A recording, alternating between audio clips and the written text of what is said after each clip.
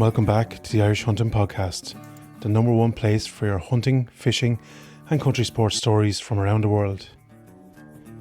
Stick on the kettle, crack open a beer, pull up the feet, relax and enjoy.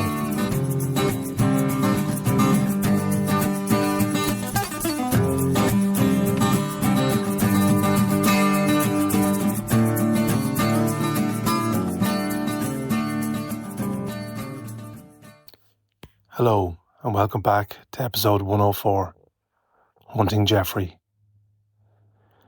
This week we talk you through the culmination of 5-6 years hunting the Royal Red. You're really going to enjoy this one, folks. What's happened, Robert? I'm good, buddy. What's been happening with you? I'm getting ready for hungry.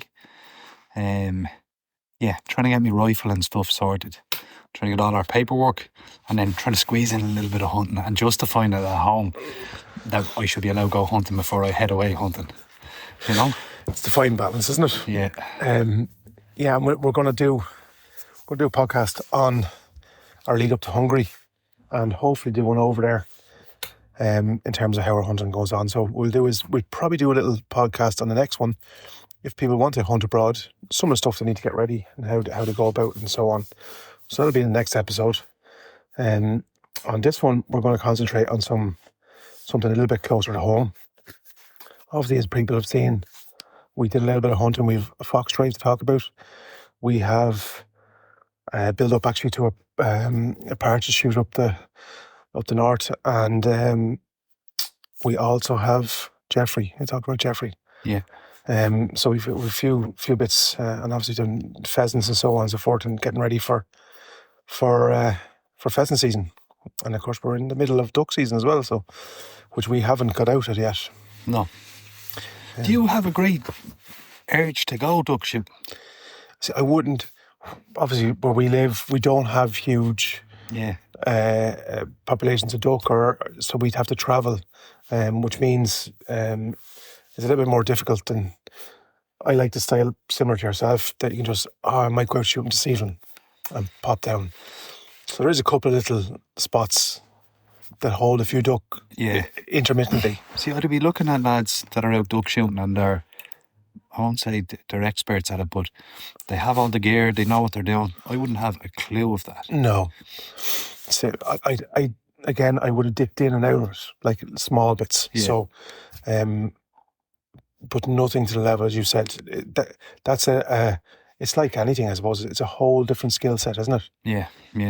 I wouldn't mind doing it though. Yeah, we'll probably have to hook up with somebody if. I remember a couple of years back we went out, but it was one of the quieter mornings on a boat. But you have to be set up for it.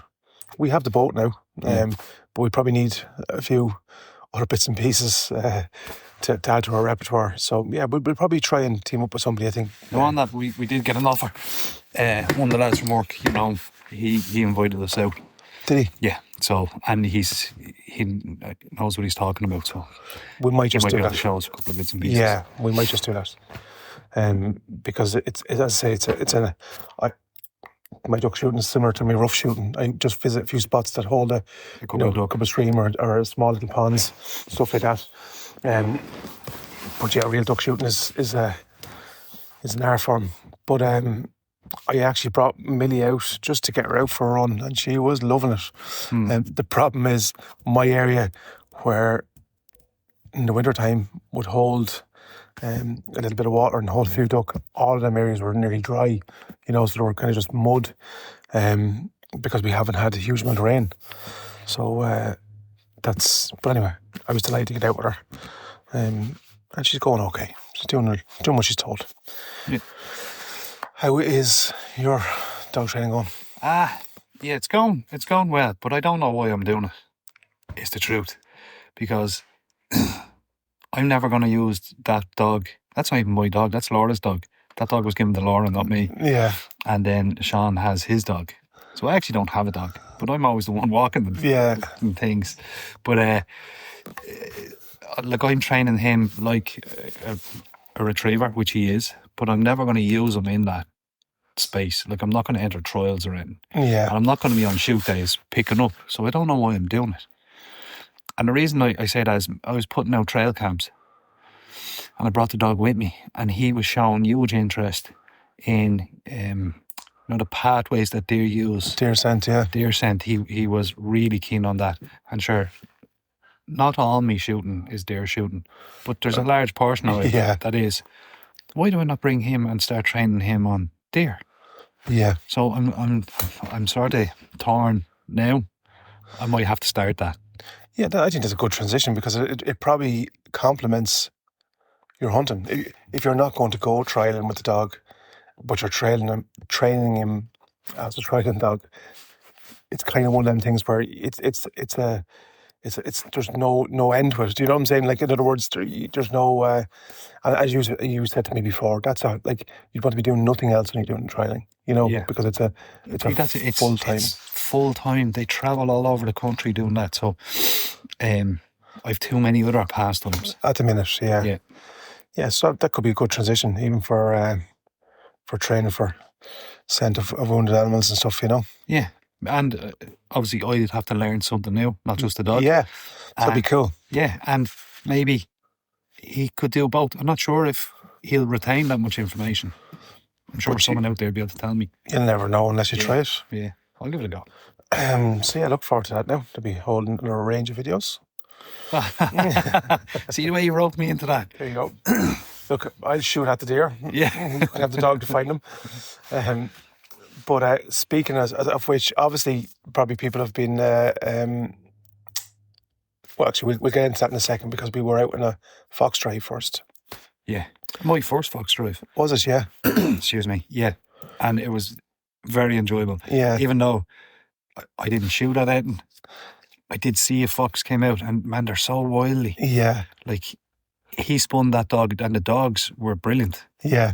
Working. It's the first time I seen that type of dog working, and it was a hound is what I was watching. Yeah. Yeah, it was very exciting. Yeah. So we did was, obviously, before we released pheasants, that's our biggest wood, and that's where the largest population of the pheasant will go to roost and so on. So we try and clear that as much as we can every year. And this year we had a nice few lads actually out. I think it was 14 or 15 lads around the wood. So the spot I got wasn't great in for wind. The wind is right at my back, but nonetheless you have to cover it off, because if you're not there, they'll know pretty quickly, and that's where they'll break. So if nothing else, you're filling the gap. So, but I was kind of, there was a red squirrel running up and down the tree beside me. I knew there was not going to fox going to break where I was. But as I said, I was hoping one of yours or Davey was the other side of me. I was hoping I was right in the corner, so it was left and right of me. I was nearly sure one was going to break at your spot, but it didn't happen. And you can hear that the hounds working, and I think 2 or 3 foxes did break. But as you rightly said, one come out and kind of double back, turn the dogs, and they're so clever, man. It's a little bit eerie hearing the hounds come up through the forest. You're like, oh, it's starting. Yeah. Oh, fuck, it's getting closer. I may get ready here. And I was tucked into a little hedge, and you were off to my left, and Jacko was off to me. I could see Jacko, I couldn't see you. Yeah. And I was trying to get myself as camoed into the shadows as I could, just waiting on this thing to pop out. Like I said, he did pop out, but there was nowhere near shooting distance. Yeah. He stopped, looked up the hill and went, oh, I'm not going out there. Yeah. And spun back. But yeah, it was very interesting. Yeah. And that was the first. We did 2 drives. Yeah. We cleared the smaller wood over the other side, but nothing broke from that wood, I don't think. 2 hares. Scared the life out of us. Yeah. I actually seen the first hare heading for you. All I could see was like a flash of white, and I thought it was a flash of the white tip on a tail or something, but it wasn't. Because you pointed to me. I was like, yeah, it's coming. It just literally flashed between 2 bushes. Yeah. You see movement, I drew a bead on that hair. Did you? Yeah. Because it broke. And I went, oh. Yeah. And I put the shawl, Jesus, it's only a hair. And then another one. Literally came right to my ankles, didn't it? Yeah. Looked up at me, It was brilliant. So you always see kind of something, and it was a bit of crack. Yeah, it's a bit of crack. Like I learned stuff there that day. Yeah. And the lads slagging each other, like poor Jacko and your uncle Paul. Yeah, so Foxy's a character, isn't he? Yeah, he was messing. He stopped everyone. So the two boys are walking in front having a chat, and Foxy stopped everyone else in the group, and we took a different path. So the two lads walked off with themselves. Shortcut. Yeah, Foxy's like of course he's hunting that land since he was a nipper, so he knows all the shortcuts so we took a little cut through the oak and the uncle and cut through the hedge, and he was like, come here, leave me, man. The boys were chatting away, and I'm sure they turned around at some stage and said, where's everyone gone? There was 10 of us in a group, and now there's only the two of us, but he knocks great sport out of that, and a bit of slagging and stuff, and in fairness, he puts huge effort into it. I was just going to say that. I was looking at your pens.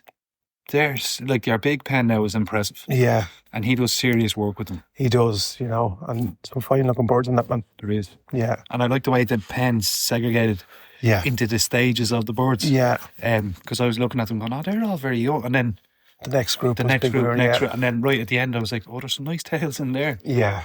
And we're actually, the old pen, our very first pen, you can see the difference in our setup because we didn't have the funding or the materials or the know-how to do it correctly. Now it's served a great purpose and it's brought us to the level we're at, but we're going to do an extension onto the super pen now and get rid of that small pen. Okay. So we're going to come off the side of that and we're probably going to double the size.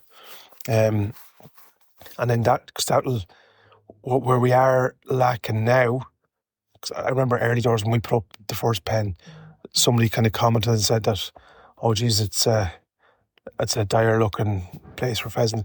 We only had one pen, so they eat away all the vegetation pretty quickly and it's left kind of bleak because we didn't have the level of vegetation coming on because we'd obviously cleared it to build it, Yeah.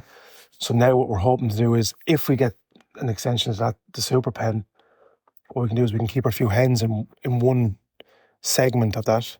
We can plant the rest of it. And that can be, I don't know, you aren't down in the other pen. So we have like kale in the other pen and it's a metre high. Right. So they go in and they can foraging around it and they're picking at it. They don't be at each other as much then. So I know we have the blinkers on them anyway, but they don't be at them and they come on really, like they put on lovely condition. So by doing that, what we can do is we can keep the hens in one segment. They'll obviously eat. The uncle brings them. He's a landscaper, so he's roll out grass and stuff. He just throws in a slab of that, and then he said they go bananas first. Yeah. Or he'll have like cuttings, like he'll stream a garden and he'll bring in a heap of nettles and throw a big bundle of it into them and stuff like that. So, but yeah, that'll mean the rest of it can be coming on, and then as you're releasing birds into cover essentially, Yeah.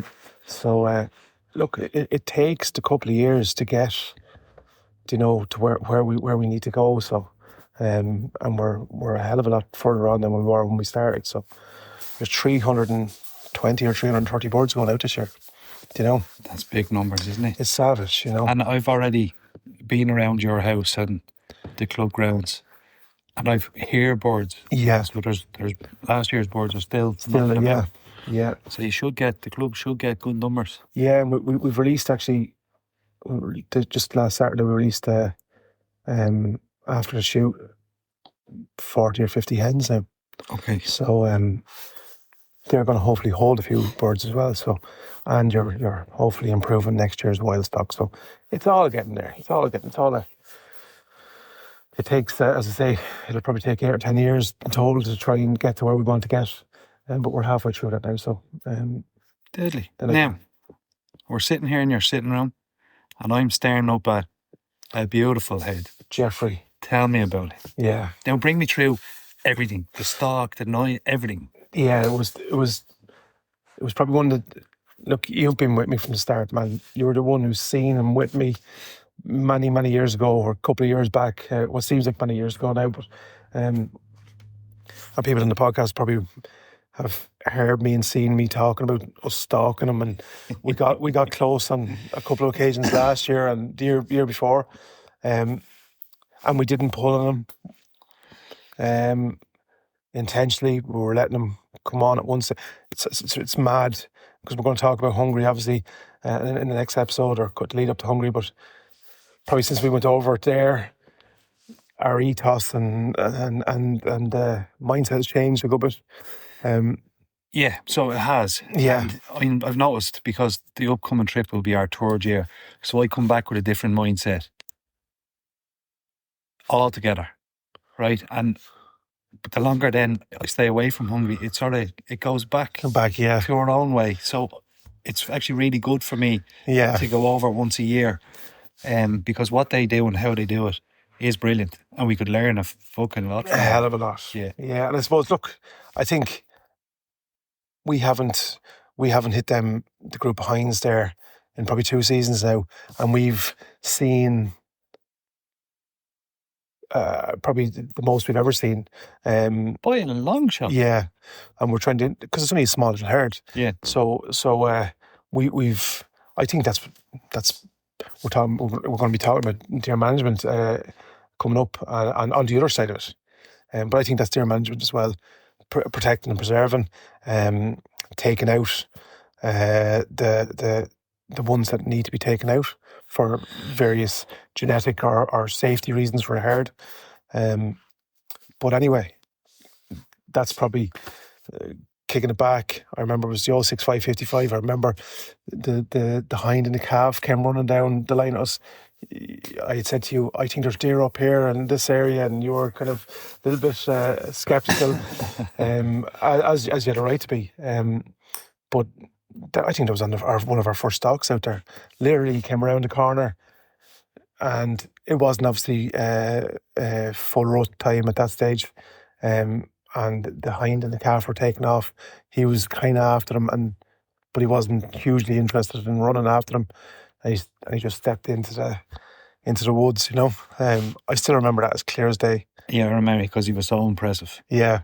Even then, but now he's after getting bigger. His top tines are after crowning. He didn't have crowns at that stage, but he was very impressive. And ever since that, and that is that 4 or 5 years? No, it's 5 years. Is it? Yeah, it's 5 seasons ago. Yeah, so he was probably 4 or 5 at that stage. Yeah, and we ran around after him.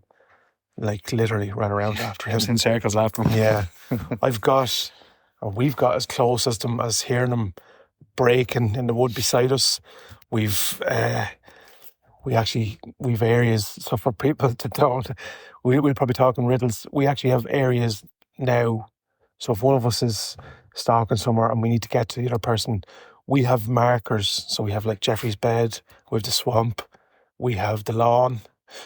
We have Woodcock Corner. Yeah. So we've all these areas where his bed. You seen him in there last year. Yeah. He got up. There was breaking the cobwebs, I think.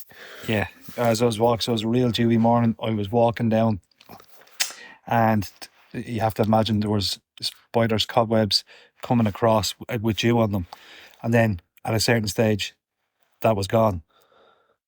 And I seen fresh track, and then another smell. Yeah, a stag. It's like a hot, musty. Yeah, it's hard to describe, but there's but a you smell know of when you stag. get there. And all my spidey deer senses went off, and all of a sudden he stood up next to me, and he wasn't in a huge hurry, but I wouldn't and didn't want to take him at that stage. Plus, I didn't have a proper shot. The shot would have been a bad shot, and the last thing you want to do is wound an animal. So all I could see then was his rack, his antlers, running. They were just above the bracken. Yeah. I was straight on the phone to you. Oh, he's coming your way. Yeah, and that's I suppose the hunt on Monday was one. It's kind of now, it's bittersweet, and so bear with me, you know. But like, it's one of the things where you feel like the hunt sometimes is better, like the hunting part rather than the shooting part. Yeah. Can be can be more enjoyable, is more enjoyable. I suppose that's what we go out for. But on that particular night, I actually rang you. We were feeding into what you were saying there. Obviously, we're in the lead up to Hungary and stuff, so we're going away for 5 days hunting. So you have to kind of play it by ear as to whether you're going to get out that evening, because kids stuff and family stuff, and so on. Because we were talking that day, here, will we try get out? Try get out, yeah. Right, you test the waters, and I'll test the waters. And then you rang me. Right, I'm good to go with you. No, I'm not going. It wouldn't be fair. Hands off. So I was there, no, I'm not going to bother. And then I said, so again, for what we've learned in Hungary is, for genetical purposes, give them the vitamins and stuff that they need. We throw out a little bit of salt. We have done for the last 3 or 4 years, even though we haven't shot anything, in the areas where the hinds and stuff are bedding down. So we just give them a little bit of rock salt, hang them up with a few, and they love that. And it's supposed to bring on the antler growth, etc. So, and that's what we're doing. I said, tell you what I'll do. I'll run up. I'll throw, which we had to do anyway, throw out a couple of things of salt, where all the hinds are tipping around, and just to give them because there's a couple of young spikers up there as well. Give them their nutrient or their vitamins, and it's mad. We're like farmers, and they're not even ours, But I threw the salt and thing. I threw the gun into the car, and I went up. I said, I'll throw the gun. I wasn't even going to throw the rifle in the oak, but you always preach me, never go out without your rifle, never go out with your rifle. So I said to myself, look, I'll bring the rifle, and even if there's a fox up there, I'll kill 2 birds with one stone nearly, So went up, I got out of the car, went to throw the sling over my shoulder. Sling broke at the swivel. And funny enough, we had zeroed rifles just that weekend. Yeah. On the Saturday. Getting ready for Hungary. We just double checked them. And lucky you did. But I had a little bit of, absolutely, yeah. And I had a little bit of wire in the for tying on the target.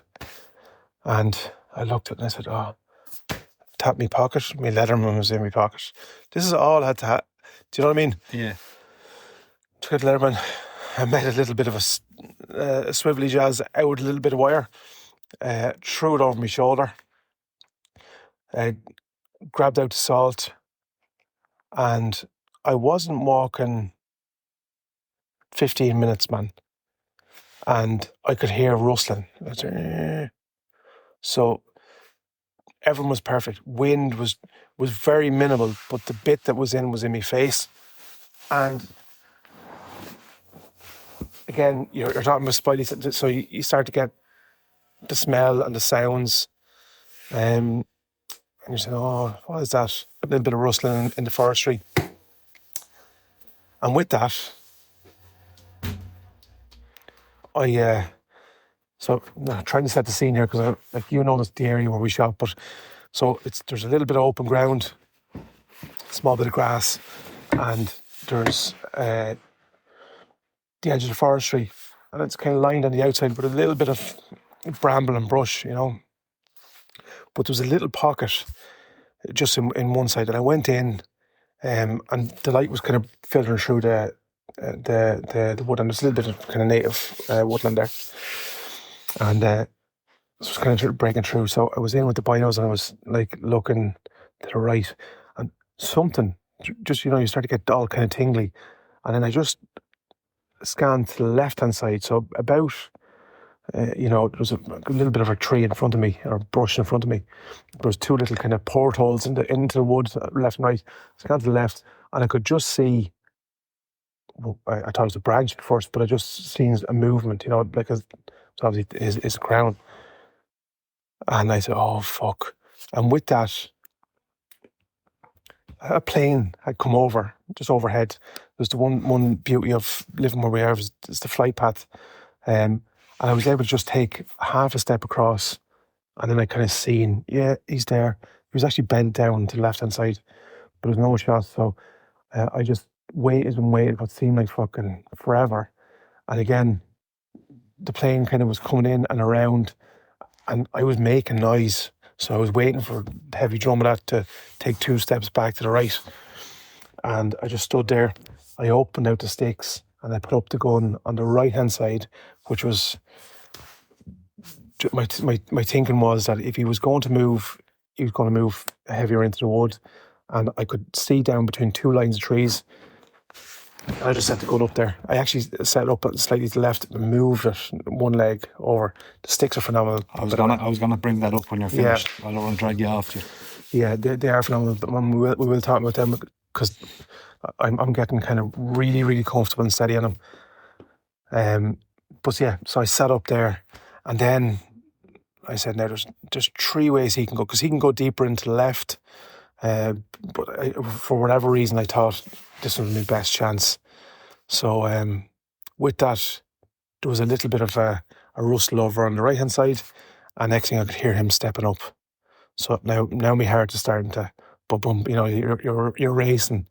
So check everything. I have 1 in the chamber, and now I'm looking down the scope. I'm just waiting. My left eye is open, just over the scope, looking for movement.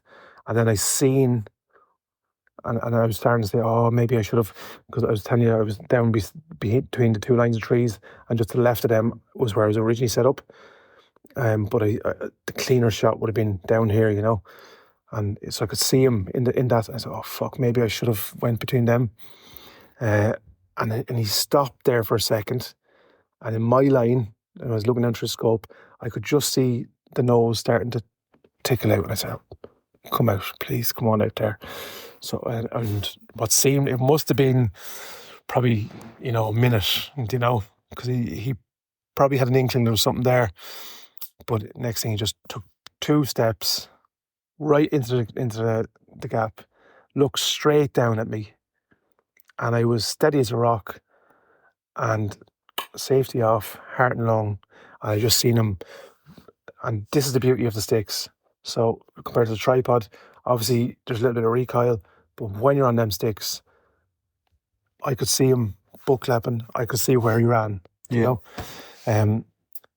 So yeah, pulling into the heart and lung. Did you go far? Yes, so he took off. When I mean he took off, and it was like the whole wood came. It was all you could hear was crackling and brushing. So he was banging through, like it was like an airplane crash. Man, that's all I can describe it as. He was crashing and breaking branches, and there could have been a couple of hinds in there as well. I think there was from the first part, or maybe it was another young stag. I don't know. I didn't see, but I'd say something else moved as well when the shot went off. But all I heard was, and then crash, you know. And him going down. Yeah. So I knew he went down, right? But here's the thing. So I waited. Again, obviously it was heart and lungs, so I said, I'm going to wait here now 20 minutes, not move a muscle. And just let him do his thing without pushing him, you know. So I waited, but it felt like an hour, man. It just felt like an hour. And I was rattling, and I said, right, I'm going to go in now. I went in. And before I went in, I broke a branch just over my head in the porthole where I was shooting. Do you know what I mean? And because I had to go around the wood to get access easy. Yeah, but you broke that branch to mark your spot. To mark my spot. Anyone who doesn't know where you broke the branch. Sorry, yeah. So when I went in then, because all the lines of trees looked the same, so I was going over, waiting, and I said, yeah, I see me hanging branch. Yeah. I said, that's where I shot down. And I started to track across that line of trees, and I could see then the scuff mark where his hoof off running. Kicked off. Yeah. Because it wasn't a normal footprint. It was like, you know what I mean, a galloping horse. Yeah. So I was able to track his footprints. So he went to the right-hand side, maybe 50, 60 metres. And here's the thing. So no blood. Obviously, there's very little leaves on the trees this time of the year. So if there even was a speck, it would be very hard to see. But initially, there was no blood. And 50 metres turned, kind of went straight a little bit and doubled back on himself. So seeing that type of situation, all sorts would start coming into you. Did I even hit him? That's the thing. Where did I hit him? Was it a clean miss? Yeah, exactly. So, like what you said, you're looking down the scope, right? Then I started to question, was my barrel impeded by a branch? Do you know what I'm saying? Yeah. So, because you're shooting in the forestry, obviously, again, you don't hear that. You know. That's a very good point. And you had said this to me when you rang me that day, that you didn't hear the bang because the crack in the forest. I never thought about that. Yeah. So that is a good point. Yeah, so me and you be off now shooting, and if you shot, I can tell straight away. You can hear the swallow of the bullet. But I didn't. So now I'm saying, oh man, how am I going to ring you and tell you I was nailed on Geoffrey, and broadside, perfect shot, and I'm after missing, no blood. I said I'm after tracking now 100 meters, maybe 120, 150 even. In terms of the way he ran, and I still have nothing. Did you get a hot fit of panic from your toes up? I was sweating, man. I was saying this is ridiculous. I'm after. I was looking back and I was there no, there was no branches there that were in the way of my barrel. Yeah. Then I was saying did I go too tight to the tree? Because you've no replay, so all you're doing is you're replaying whatever's have to happen in your mind. So but getting, I suppose, this was tracking 150 meters. The footprints then weren't as scuffy. Do you know what I'm saying? Yeah. Because obviously he was starting to slow down. I didn't know at the time, and I said, where has he gone? So I could see there was all kinds of footprints then, obviously where he was heading back for. But there was the bit of light kind of was able to penetrate the forestry, and this, so it's kind of like a grassy, I don't know what kind of mossy stuff, but I was just scanning left and right, and then I just looked over, and the next line of trees I could see blood, and sometimes that there's a red grass that grows there, so I'm going to walk over here or something fucking like that, and I walked They've over. caught me more times, yeah, and it was just, there was a heavy dark red blood, and I said, yep, and it was like relief, and now I know, do you know what I'm saying? Now I know he's here now, so it was the dark, heavy, the one where after being nailed on. So, and I trekked that for probably another 30 or 40 meters, and there was a tree falling. There was heavy storm damage up there a couple of years back, and there was a heavy tree, like a sprucey type, keeled over, and another one on top of it, and that was the crash. He had gone through that, and he actually broke a little tip of his antler, crashing through it, and he was just literally on the other side of it, and the blood was getting. I knew I was meters away, and I just stepped outside, and then I was there. I felt like crying, man. I'm not exaggerating. The relief, the joy, I'm at the finally getting, and now he's gone. So yeah. Who am I going to chase? There's huge ramifications. Yeah. People think, it's just they're just hunters and they don't care about you. That's so untrue. It is. I think that's great. Yeah, look, it's probably from we've brought people along with us obviously on the podcast through that journey, so it's cool. Loads of people ask about Geoffrey and so on and so forth, and the messages, man. The first thing I did, I walked up to him, right, and I rang you straight away, and I said, I can't even remember, what did I say to you? I can't remember. I was in shock. I remember when you said, I was like, now stop messing. Yeah. Now, are you telling me the truth? And I had to then, right, I have to go, because you ain't moving then by yourself. So I had to break the news to Laura and jumped in the car, sped over, and just the sheer size of him, because you were saying now he's big, but I've been to Hungary, seen big stags, but I'll argue the Irish stags are bigger bodied. Without a question, man. Without a question. Bigger bodied. You don't have the genetics for the heads, I don't think. No. But the size, the mass of the Irish red stags. It would take 4 or 5 generations of stags been managed correctly to get to the genetics, of the Hungarians. Yeah. If even, probably more, I would say. I don't know. Because you'd have to manage to take out the poor heads. Then you'd have to look after the good. And we don't have connective forestry and agriculture big enough to do that. No. So what happened was, I had to step out into somebody's area, it'd be Complamod. You know what I'm saying? So it's never going to get that. But, and here's the thing, obviously then you start to question, should I have taken him out and so on and so forth. Like we've let him run for a couple of years now, so. And on that, how many years old do you think that he is? Straight away, like only from the limited knowledge we've gained from Hungary, I estimated 9 or 10 years. I think it was you were saying, and because there was the weight had gone down from the top, his roses were flowing as Yala says. Yeah. So coming down towards the eyebrows and the flattening on the head, and obviously you can determine, I think, from the teeth or whatever, if you want to go down that. Yeah, from the teeth, but also we know that he's gone back because we've seen him in previous years. Yeah, so yeah. He has reached his pinnacle and is starting to go backwards. Yeah, and I think for anyone not knowing, like, he would have looked better on my wall last year. Do you know what I'm saying? Yeah. But he's after been, his genetics are well and truly spread in that herd. Yeah. Now, I'm looking at Geoffrey, and now I'm looking at your Seekers. Dwarfs, isn't it? They look like baby deers. But there's something special about the Seekers as well. But your red is impressive. Yeah, it's probably the whiter held in such esteem, isn't it? There's something like that's my royal stag, and that's, you couldn't describe it any better than that. Yeah, it's an Irish royal. It's majestic. Congratulations, buddy. Thanks, man. So I have a couple of questions out of all of that, right? So the sticks. Yeah. Prefer them?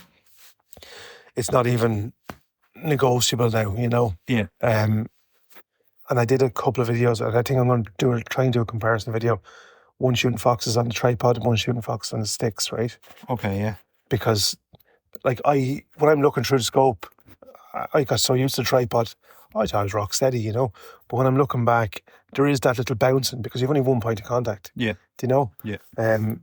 But what I've become it served a huge purpose. It brought my shooting on. Yeah. And I've learned to shoot, especially we're heading to Hungary, you could be in high seats, you could be, so you may only have one point of contact. So it's good for that. It's good to know how. But definitely I'd put it this way, dude. If I had a shot off the tripod at Geoffrey, I'd be flapping as to, did I put that bullet exactly where I wanted it? Do you know what I'm saying? I knew I'd put it in or around. Do you know what I'm saying? Like, I'll argue that on the other one, because you come off target. So what I mean is, you jump, you don't hold a sight picture. Yeah. On this one you did. If you came off target and you didn't hear the bang, the thud in the forest, and you had searched for 150 metres with no blood, you would have just went, I'm not fucking missing that. Not to pun the shot. And then you would have walked away. And yeah, and that's a very good point. Like, because what it does, and obviously, look, these are the, what would you say, the Mercedes of sticks. You know what I'm saying? And we're very, very lucky to have them. So we'll just say what they are. So I was shooting sticks. Yeah, I was shooting off sticks, and then last year, went on a hunting trip, the guy had these sticks. They're a blazer stick. Now listen, they are pricey. Yeah. Right? But I would rather save up and get them than use anything else, because the fine tuning in, like, you'd have to see them. I'm going to do a review on them. The two of us might do a joint review, right? And give honest feedback. They click together. They're lightweight. They're carbon. So on cold days, your hands aren't cold because. Do you know what I mean? But the fine tuning, you can go to their neck, to their eyeball, in tiny little movements on your wrist. Yeah. That you've 20 meters of lateral adjustment at 100 meters. In just wrist movement. Just wrist movement. So when you're on them, you don't have to move a leg. You can move the front hand grip. and that'll give you 20 meters of lateral. Yeah. So if you move from one, you're not, and that was probably what I didn't like about quad sticks. You know, it was that they were clunky to move. You know what I'm saying? Yeah. Well, not that they were clunky to move. For the ground that we hunt in. So where Geoffrey is, you're in heavy bush. And you need that little bit of. That's where the tripod was very easy because you could do 180. Yeah. You know, without moving.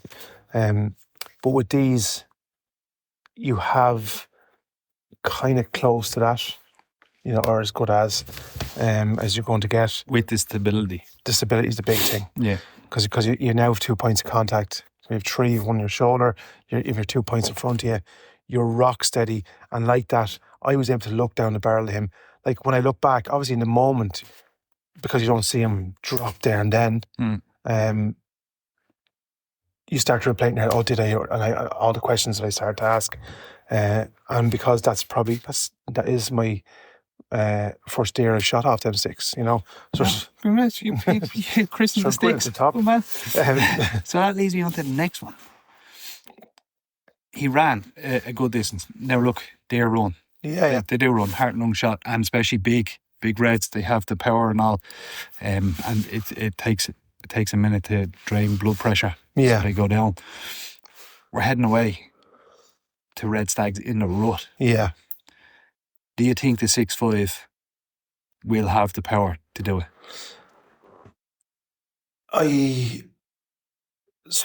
There's. I think right. Yeah. So there's probably two parts, and we're going to find out probably over in Hungary. You know, I mean that now with a tinge of. So I've shot the 270 now over in England. I've shot a good few times. If you were asking me right now and right here and right now, you know, which round would I probably be leaning towards? I'd probably say 270. The obviously that's a big animal, not fully rutting yet, so that's going to. Yeah, how do you know he wasn't fully rutting? So just underneath the eyeball, you'll see there's a little slit, and it's like a side nostril for all. It's not down near the nose; it's just underneath the eyeball, and if that's fully open, you know, as in you could put your finger in there, you know. Yeah, he's fully rutting. He's rutting because on a normal you can't see that when they're not even. And his was what? It was just starting to open. All right, so he's gonna. Yeah, makes sense because the rut hasn't started. It hasn't started yet. So he's just starting. And this is, look, we've been told this, and people can argue this. Could we put up these posts about next shooting? We've been told by people in Hungary, hunting guides, they're hunting 70 years now. You know, heart and lung in the rut only, no neck shots. Yeah, unless you're finishing off an animal that's been, you know, for the simple reason. And people will argue, I've always shot night. That's fine. We're not telling you what to do. We're just telling you what we will be doing. What we've maintained this, and it has produced with a heart and lung. If you don't push the animal, they might run for a couple of minutes, but they'll want to sit down. They'll want to rest. When they do, they get a fever essentially because they start to relax. They're full of testosterone in the rut. So they will run, just pure body mechanics, and they'll run. And if you pressurize them, they can run. We've been told here over in Hungary, they can run for 3-4 kilometers. Yeah, because they're now. Hopefully, the baby Jesus, that does not happen to either of us. Yeah, either of us. Yeah. But getting back to your question, look, that animal ran for.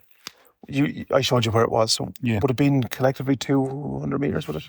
Yeah, probably. Yeah. It's hard to know because it's zigzag, you know. Forestry, but as the crow flies, it only ran 100 meters. I wouldn't even say. Yeah. As the crow flies, it could have been 40, 50 meters. But he decided. He did go to the now. Obviously, he's a bullet in his chamber, so he's not exactly thinking straight. So, but yeah, so it absolutely has the power to do the job. Yeah.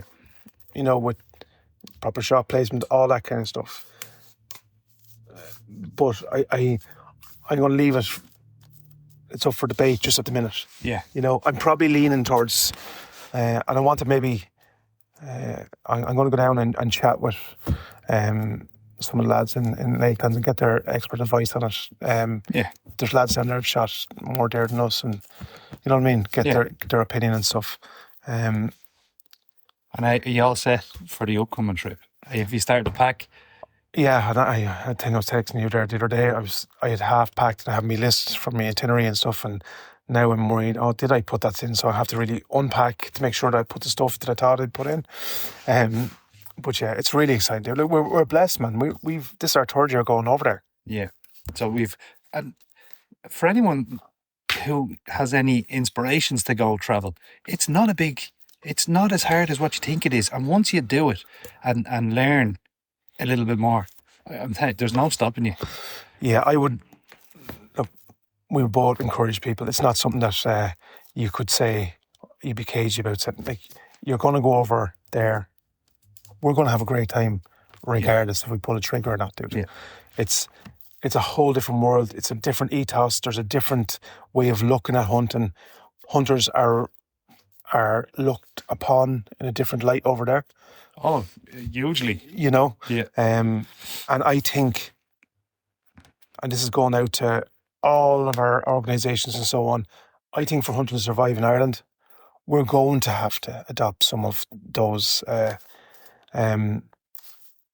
ways, because if we don't, like, so over there, hunters, and we'll talk about it more in detail maybe over there when we get a chance, they're just thought of it in a different light.